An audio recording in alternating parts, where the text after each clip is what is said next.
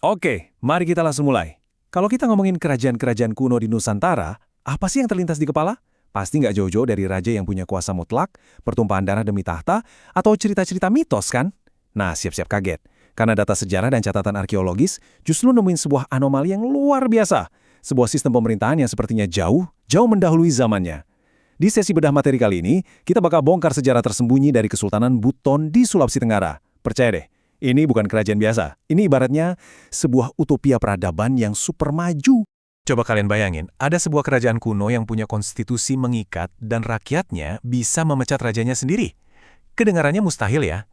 Di zaman di mana raja itu dianggap absolut dan titahnya adalah hukum, di Kesultanan Buton, rajanya malah bisa diadili dan beneran diturunkan dari tahta kalau dia melanggar hukum. Ini bener-bener nganjurin semua stereotip kita soal monarki di masa lalu. Gimana sih cara mereka ngebangun sistem sekeren ini? Untuk ngebedah utopia ini, kita punya 5 poin cepat yang bakal kita bahas. Kejayaan awal mereka, sistem monarkinya yang super unik, falsafah hidup masyarakatnya, benteng karang epik yang mereka bangun, dan pastinya jejak arkeologis sebagai bukti nyatanya.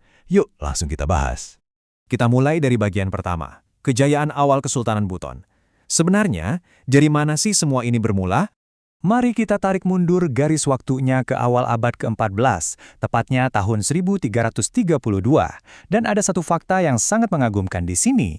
Kerajaan ini sejak awal dipimpin oleh perempuan. Ya, pendirinya adalah Waka Aka, yang kemudian diterusin oleh Bulawam Bona. Maksud saya, tingkat kesetaraan gender seperti ini jarang banget kan terdengar di sejarah politik kuno? Kerajaan ini bahkan saking pentingnya sampai dicatat di naskah negara Kertagama milik Majapahit pada tahun 1364. Waktu terus berjalan, dan di abad ke-16 pengaruh Islam masuk secara masif. Tokoh seperti Syekh Abdul Wahid berhasil mengislamkan Raja Murhum, dan dari sinilah mereka bertransisi resmi menjadi Kesultanan Buton, dengan Raja Murhum bergelar Sultan Halu Oleo.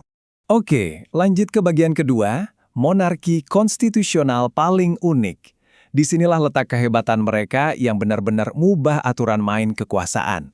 Perhatikan deh betapa canggihnya birokrasi mereka. Alih-alih kekuasaan mutlak yang diwarisin lewat garis darah ke anak cucu, posisi sultan itu dipilih oleh dewan adat yang namanya Siolimbona. Ini tuh dewan penasihat yang isinya 9 orang. Yang lebih gila lagi, antara tahun 1597 sampai 1631, Sultan Laelangi meresmikan konstitusi tertulis bernama Murtabat VII. Ratusan tahun sebelum kita akrab sama konsep trias politika di demokrasi modern, mereka udah ngebagi kekuasaan. Ada Sarapangka sebagai eksekutif, Saragau sebagai legislatif, dan Sarabitara sebagai yudikatif. Kekuasaan sultan benar-benar diawasi secara berlapis. 12. Angka ini bukan kebetulan ya. Ini adalah bukti nyata betapa berkuasanya supremasi hukum mereka. Sejarah mencatat, selama 4 abad Kesultanan berdiri, ada sebanyak 12 orang Sultan Buton yang benar-benar dihukum karena melanggar konstitusi. Nggak ada ceritanya kebal hukum di Buton, bahkan untuk posisi raja tertinggi sekalipun. Ini benar-benar pertanggungjawaban politik yang sangat revolusioner di masanya. Nah, konstitusi yang hebat tentu nggak bakal jalan tanpa masyarakat yang punya moral kuat kan? Masuk ke bagian ketiga, falsafah hidup masyarakat Buton. Ternyata, Kesultanan Buton itu dibangun di atas 5 nilai utama ini. Agama, Sara alias pemerintahan, Lipu atau negara, Karo yang berarti kesejahteraan rakyat atau diri pribadi, dan terakhir Arata atau harta benda. Poin krusialnya ada di urutannya. Harta benda itu sengaja ditaruh paling bawah, artinya harta bisa dikorbankan demi rakyat. Kepentingan diri bisa dikorbankan demi negara. Negara tunduk pada sistem pemerintahan, dan puncaknya, pemerintah tunduk pada agama. Falsafah inilah yang bikin ambisi pribadi, kekayaan, dan kewajiban sipil mereka bisa seimbang. Ngomong-ngomong soal harta, sistem ekonomi mereka itu mandiri banget. Kalian pernah dengar soal Kampua nggak? Saat kerajaan lain sibuk pakai logam mulia, Buton ini malah memelopori mata uang mereka sendiri yang dibuat dari sehelai kain tenun. Ukurannya presisi banget, 17,5 kali 8 cm. Ini jelas nunjukin tingkat kecerdasan dan otonomi ekonomi yang luar biasa. Makanya, Buton sukses jadi pusat perdagangan mandiri di jalur rempah-rempah Nusantara. Tapi utopia yang makmur begini pasti butuh sistem pengamanan yang ekstra dong. Kita masuk ke bagian keempat, benteng pertahanan karang yang epik. Buat ngelindungin kedaulatannya, mereka nggak main-main. Laporan arkeologi nemuin ada kompleks pertahanan supermasif. Yang uniknya, nggak dibangun pakai batu bata biasa, melainkan pakai batu karang laut alami. Benteng-benteng ini dibangun di tebing-tebing tinggi yang strategis banget. Ada Benteng Wolio yang bahkan bisa muat seluruh kota istana di dalamnya. Lalu ada Surawolio, Rongi di daerah pedalaman, dan Baadia. Ini bukan cuma pos militer loh, tapi benar-benar pusat kehidupan, permukiman, sampai makam yang semuanya dibentengi jurang terjal. Dan ini ngasih lihat kejeniusan arsitektur militer mereka. Laporan dari Pusat Arkeologi tahun 1995 mencatat sisa-sisa benteng Surawolio ini secara detail. Coba bayangin, benteng ini berdiri di atas bukit setinggi 120 meter dari permukaan laut. Fondasi karangnya aja punya ketebalan sampai 2,5 meter. Struktur ini dirancang sangat presisi, lengkap dengan bastion bundar pelindung di sudut-sudutnya, pintu gerbang strategis, dan jendela intai buat naruh meriam yang langsung menghadap jurang curam. Benar-benar nggak bisa ditembus. Tadi kita udah lihat tembok raksasanya dari luar. Sekarang, di bagian kelima, mari kita intip ke dalamnya. Jejak dan artefak arkeologis peninggalan Kesultanan ini. Nah, temuan arkeolog yang satu ini beneran bikin geleng-geleng kepala. Mereka nemuin topi besi semacam helm tempur kuno di kompleks Beto Ambari. Kalian perhatiin deh bentuknya. Kerucut segitiga tinggi, tepiannya lebar.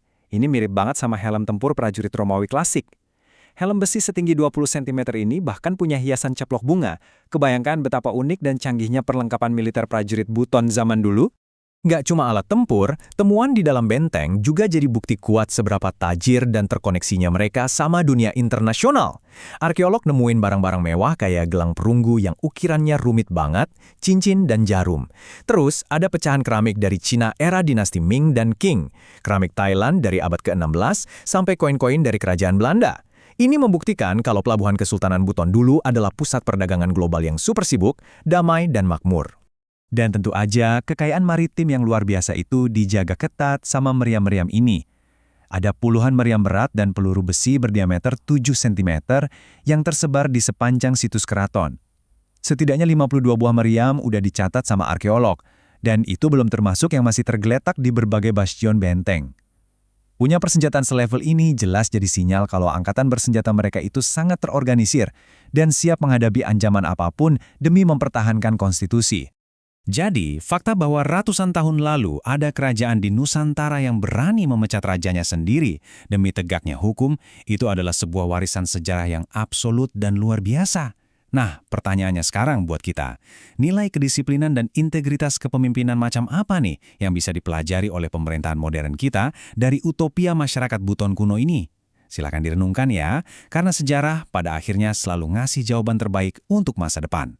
Teruslah belajar dan sampai jumpa di pembahasan bedah materi kita berikutnya.